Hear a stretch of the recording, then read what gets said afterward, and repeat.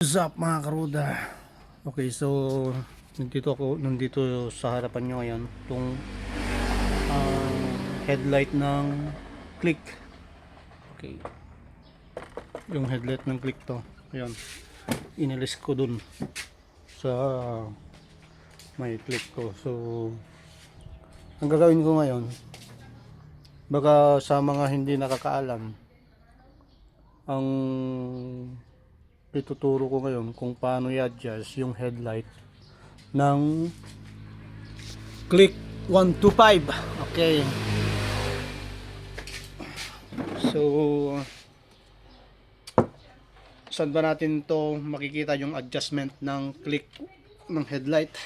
Okay, so itong bolt na ito, may size ito na 10 mm. So para sa laban na 10 mm to. Kapag clockwise ito, tataas. Pag counterclockwise naman, bababa.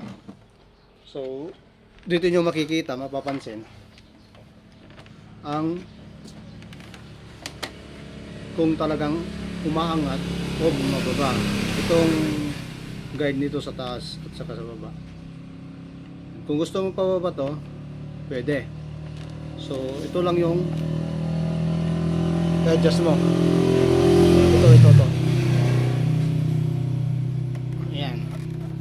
So nag-adjust na ako kanina, kaya hindi ko na ipapakita kung paano ko ito ginawa. Basta ito, kung gusto nyo mag-adjust ng ng headlight ng Click, baklasin nyo lang tong headlight, makikita nyo tong bolt na to, dito kayo mag-a-adjust.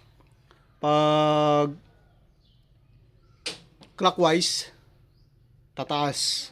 Pag counterclockwise, bababa. So yun lang mga karuder, maraming salamat.